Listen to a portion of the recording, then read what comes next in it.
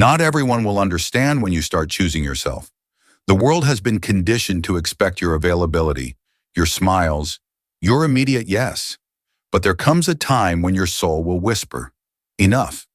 Enough of diluting your presence to fit into places you've outgrown. Enough of being everywhere, for everyone, at the cost of being nowhere for yourself. And in that whisper lies the turning point, the sacred revolt. You stop being a participant in your own erosion. You start becoming the architect of your worth. You begin to realize something powerful. Being chosen is not the pinnacle. Being revered is. Anyone can be chosen, by chance, by proximity, by convenience. But to be revered, that is earned. That is built on energy, essence, and self-respect. You don't chase attention anymore. You hold space. You don't perform for love. You embody truth. And in this quiet shift, people start to feel something different around you. They can't name it, but they feel it. The stillness, the depth, the gravity. You are no longer easy to reach, and in that, you become unforgettable. The world notices what stands still in its truth. A rare flower does not bloom for every passerby. It waits, and only those who slow down enough to see its beauty truly deserve to witness it. You become that. Rare, unrushed, untouched by the noise. Not because you are pretending, but because you have remembered what was once buried. Your essence. The real you. The one beneath the layers of pleasing, proving, and performing. And once you touch that truth, you never move the same again. Your silence becomes potent. Your no gains weight.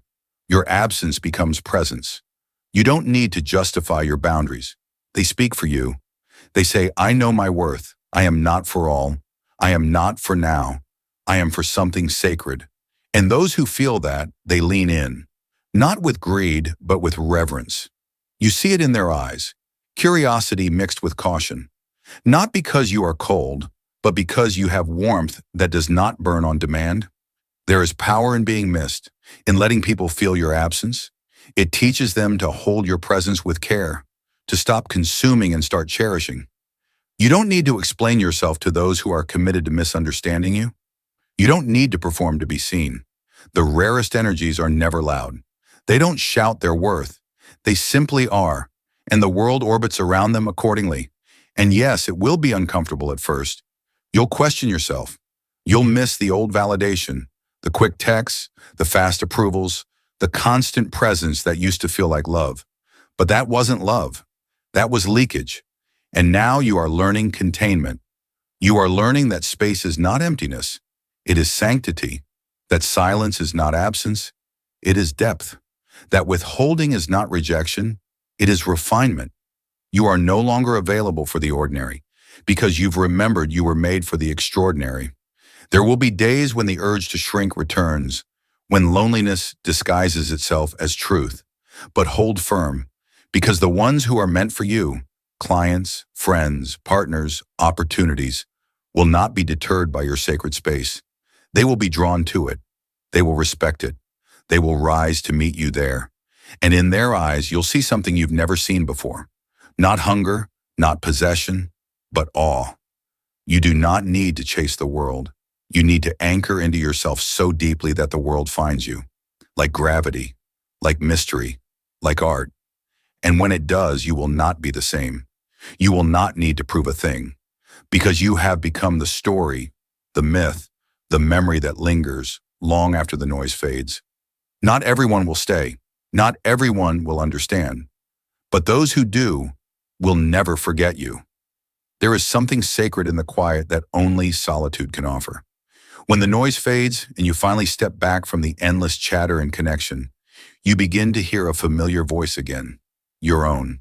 In that silence, you notice the subtle shift between what you truly desire and what you do simply out of obligation. The difference becomes undeniable. You see more clearly who notices your absence, who cares when there's nothing to gain, who remembers you even when you're not performing or giving. These are the moments where your silence speaks louder than presence, where your withdrawal becomes an act of self-respect, not punishment. You begin to let space have meaning.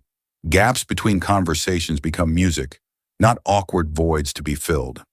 Your time becomes intentional, an offering, not an obligation.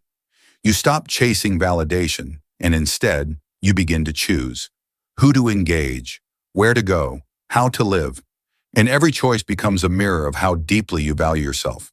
So the next time you feel the pull to say something just to fill the air, or show up just to reassure someone you're still there, pause. Ask yourself, am I doing this out of love, or am I trying to convince the world I am enough? Then dare to disappear, not as a punishment, but as a sacred act of preservation. Let the world miss you. Let the ones who've taken your presence for granted feel its absence. Let longing simmer where constant contact once lived. Because constant presence is often forgotten, but deliberate absence, done with care and reverence, becomes unforgettable. Beneath everything we consume and chase, there's a quieter truth. Real luxury has nothing to do with price tags or polished surfaces. It isn't found in designer bags or towering lobbies or high-flying jets. Those are just reflections, shadows of something deeper.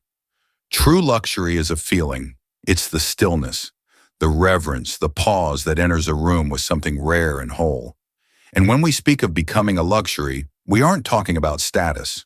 We're talking about the way you exist, the way your energy feels when it enters the room, the inner transformation that makes your presence a sanctuary. Because the real richness begins within. It starts not with what you wear, but with the wisdom you carry, the depth of your thoughts, the steadiness of your spirit. You don't need a castle to be royal. You need to build a soul so rich, so well-tended, that others walk away from you feeling altered, calmer, clearer, closer to themselves. Ask yourself, what do people experience when they're with you? Are you a source of depth or just another surface interaction? Do you leave echoes in hearts or simply pass through unnoticed? There was a man, Ray, a barber in Chicago, who unknowingly asked himself these same questions. His skill was never the issue. His cuts were clean, his fades sharp, but so were 100 others.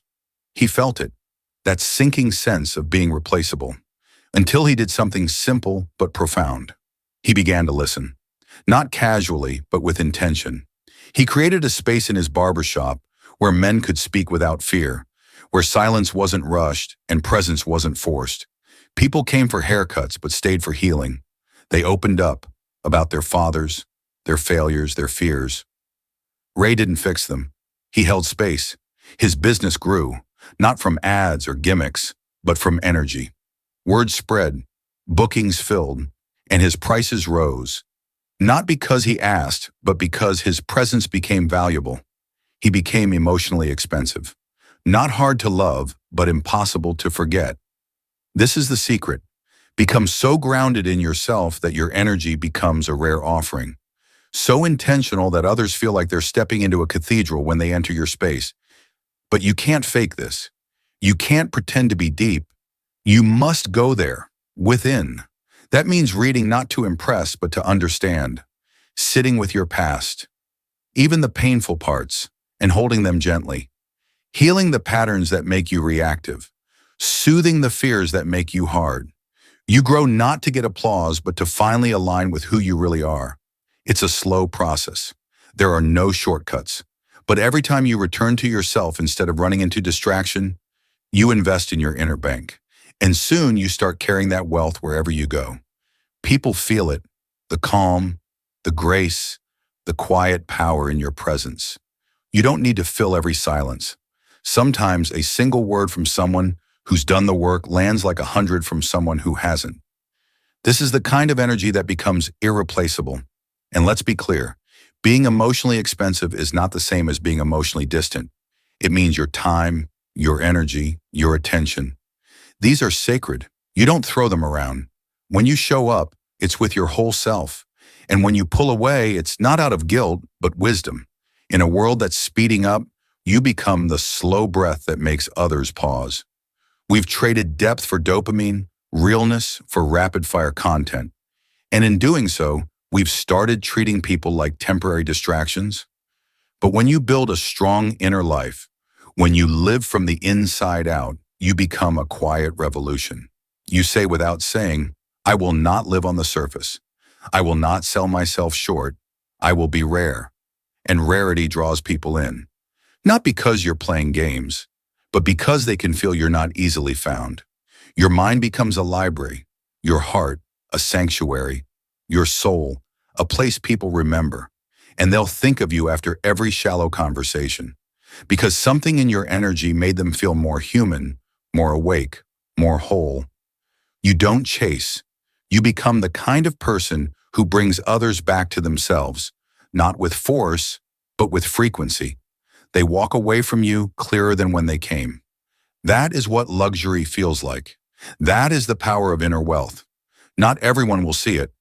Some will walk away because they're not ready. Others will stay because they've been looking for something real and finally found it. So tend to your soul like a sacred garden. Weed out bitterness and fear. Water it with stillness, reflection, and curiosity. Let your roots grow deep, because when the world finally pauses and looks for something it can't scroll past, something real, it will find you. And when it does, let it find not a mask, but a temple.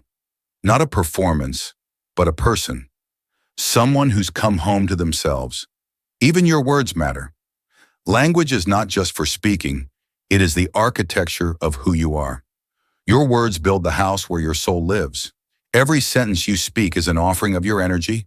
They can either draw people in or push them away. Language is never neutral. It reveals your depth or your desperation. If you want to be seen as rare, your language must carry that same frequency, not by being loud, but by being intentional. Think of the finest perfume. It doesn't scream, it lingers, it whispers, it invites. Your voice should be the same. Speak like someone who has nothing to prove. Slow, grounded, aware. Studies show that calm, deliberate speech is perceived as powerful, more than fast or animated talk. It's not what you say, it's how. Still water is stronger than a crashing wave. When your words come from stillness, people listen. They lean in. They pay attention, not because you demanded it, but because you embodied it. So ask yourself, what's behind your words? Are you seeking approval or sharing from truth? Are you proving or revealing? Shift your language from reaction to intention. I have to becomes I choose to. That small change reclaims your power. Suddenly you're not overwhelmed. You're sovereign. You're not desperate. You're discerning. Because how you speak shapes not just how others see you, but how you see yourself. Change your language, and you begin to shift your identity. People don't respond to what you say. They respond to the frequency behind it. Speak from a place of rootedness, and the world starts to meet you there. Not because you forced it, but because you became it. You start to become aware of the subtle ways you've diluted your presence, through hurried speech, uncertain tones, or words that stumbled out before they were truly ready. And once you begin to clear those patterns, once your voice starts to carry the weight of someone who chooses their words with care, the world around you begins to listen differently. And it's not about sounding impressive or using complicated language. It's about alignment. It's about letting your speech reflect your truth, removing the noise, saying only what matters, and when nothing needs to be said, letting the silence speak for you. Silence, when held with confidence, doesn't feel empty. It feels powerful. It hints at depth, at control, at something sacred. People lean in, not because you're reaching for them, but because your groundedness draws them in. And it's not just what you say, it's how you say it. Your tone, your stillness, the steadiness of your eyes. All of these carry more meaning than any sentence could. A calm gaze, a composed stance, a voice that doesn't tremble. These things announce who you are before your words ever arrive.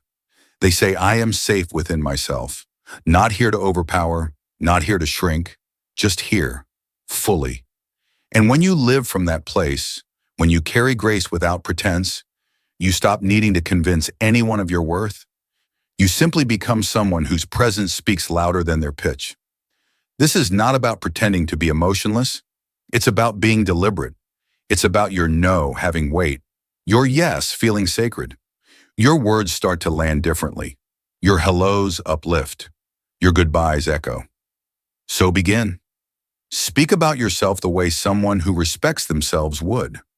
Notice when you shrink, when you over-explain, when you make yourself smaller to make others comfortable. Replace those habits with a language that honors your essence. Start simple. Choose a single phrase and speak it with presence. Feel how it lands in your body. Watch how others respond. You're not here to persuade. You're here to embody. Quietly, steadily, without apology. Let your words grow fewer, truer. Let your voice become a signal in a world flooded with noise. Because voices that carry soul, that pause with power, that treat language as art, they don't just get heard, they get remembered. Long before we spoke in words, we understood each other in symbols, in images, in gestures, in the rhythm of the body. And that part of us is still alive. The unconscious mind doesn't respond to bullet points. It responds to feeling, to shape, to energy. So if you want to be seen as something more than interesting, as something rare, valuable, sacred, you must learn to speak not just with words, but with aesthetic. Imagine a luxury experience.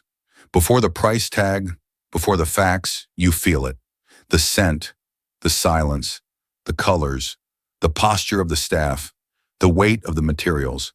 Every detail whispers, this is not ordinary. Now look at your own life. What are you communicating before you speak? What story do your clothes tell? What does your home say? What does your digital presence reveal about your truth? Are these things in harmony with who you are now? Or are they echoes of someone you've already outgrown? Research has shown that even something as small as the cleanliness of your shoes impacts how others perceive your intelligence and status. People make up their minds in seconds, often before you say a word. And those first impressions are stubborn. It's not shallow, it's human. We process the world through symbols. A tailored outfit doesn't just say you care about fashion. It speaks of discipline, precision, self-respect. A calm, uncluttered room doesn't just look tidy. It feels like a mind that knows peace. The goal here isn't to chase trends or flaunt wealth. That's performance. The goal is coherence. When your outer world reflects your inner truth, people don't just see you, they feel you. True style comes from within. When your clothes feel like a second skin, when your space reflects your energy, when your presence, online or off, mirrors your essence, then you're not branding yourself. You're embodying who you are. One woman once shared that after years of growth and healing, she realized her home no longer reflected her. The clutter, the mess, they belonged to someone she no longer was. So she changed it, slowly, carefully, until her home became an extension of her peace. It wasn't about impressing anyone. It was about finally coming home to herself. And that shift changed how she felt in her own skin. This is what alignment looks like. When your environment and your essence are in harmony, when the energy you put out doesn't confuse the world, it draws people in, quietly, effortlessly. People don't always know why they're drawn to you. They just feel it. Because true luxury isn't about being loud, it's about being unmistakable. Before someone hears your voice, they feel your rhythm. Before they know your values, they catch the way you carry your phone, the way you move through a room. These things speak. They are not surface level. They are soul level. If you want to refine your presence, start by looking around. What in your life no longer fits? What objects hold stories you've outlived? What colors don't reflect your energy anymore? This isn't about throwing everything out. It's about honoring yourself. You are not a product to be marketed. You are a sacred being, a temple. Treat yourself like one. Your environment should reflect your growth, your clarity, your grace, not to prove anything, but to live in alignment with your truth. In a world that moves fast and speaks louder by the day, calm clarity becomes magnetic. People are drawn to what feels intentional, to what feels like it has been chosen with care. That's why some homes feel like poetry, why some people's presence lingers in the air. It's not perfection they offer, it's coherence. Their life is a reflection of their soul. Their wardrobe, their workspace, their digital presence, they all speak the same language. And so when someone meets you in person or online, let them feel something before they understand you. Let their instincts whisper, "This one knows who they are." You won't need to say much, because when you live your worth, you no longer have to prove it. Symbols do the speaking. A handwritten note can carry more meaning than 100 messages. A well-chosen outfit, worn with presence, can open doors that no speech ever could. A serene space can tell the world, "I am at peace." So tend to the symbols in your life, not with obsession, but with reverence. Let every detail, from what you wear to how you design your space, reflect the clarity within you. When your inner wealth shows up in the way you live, people won't need to be persuaded. They'll feel it, instantly, deeply, without question. You're not just a person, you're a message. Let your life speak fluently in the language of your truth. And when it does, you won't be an option in someone's eyes. You'll be a presence, a rarity, a luxury remembered.